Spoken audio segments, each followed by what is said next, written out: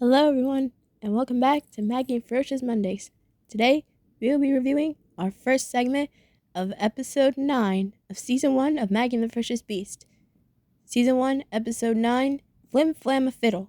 In this episode, the Beast always wins at checkers, Hamilton always wins at croquet, and it makes them argue. Maggie suggests they play a brand new game she's made up called Flim-Flam-A-Fiddle. This game involves jumping, crawling, somersaulting, and lots of shouting. And best of all, there are no winners or losers. Now, this episode, I really, really do like it. Whenever I watched it, it made me laugh so hard, and I just love its lesson. I really do. And I like how sometimes this episode really displays on like how when people are really good at something, like games in particular, there's sometimes going to be sore losers. That was definitely Beast and Hamilton when Hamilton lost at checkers because Beast is really good at it, and Beast lost at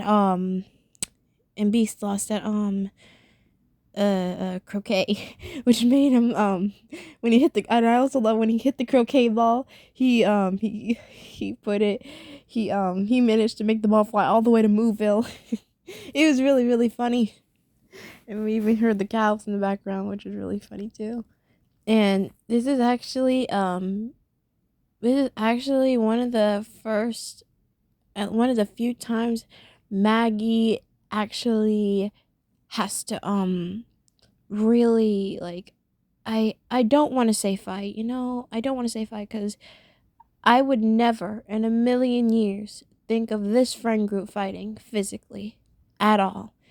But Beast was really upset when Hamilton called him out at checkers when he said, "We played your silly game." And then he actually got into Hamilton's face and he was like, "Checkers is not silly." And then Maggie actually had to like pull each other back.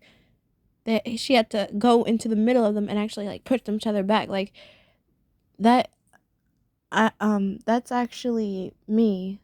Whenever, and listen, I'm gonna get a bit personal here. I don't like fighting.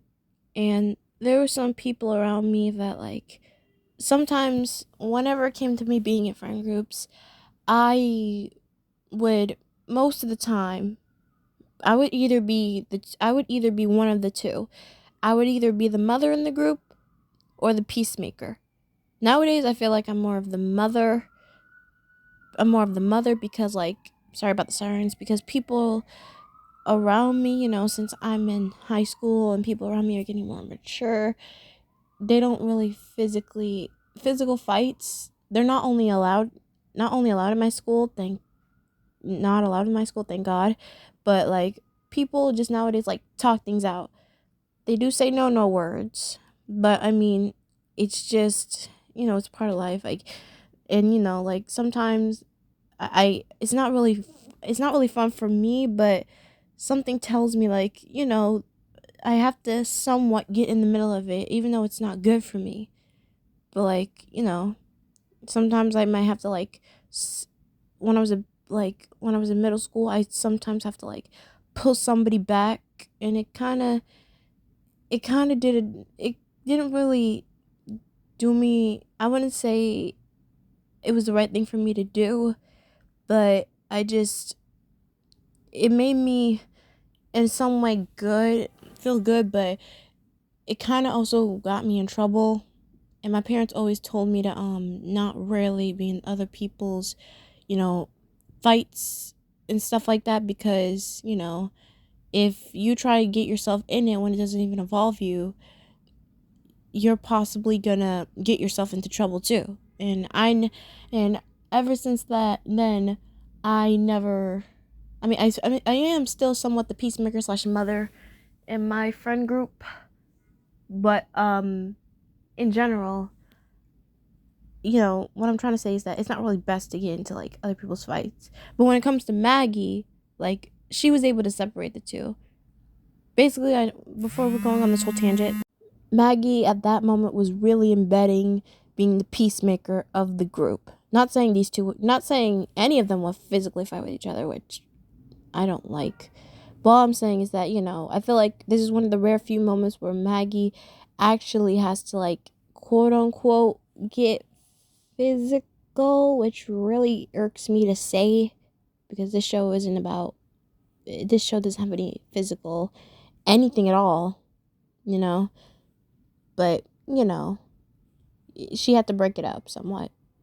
But onto the funny bits of the episode, I really, really do like all of the little antics during the game.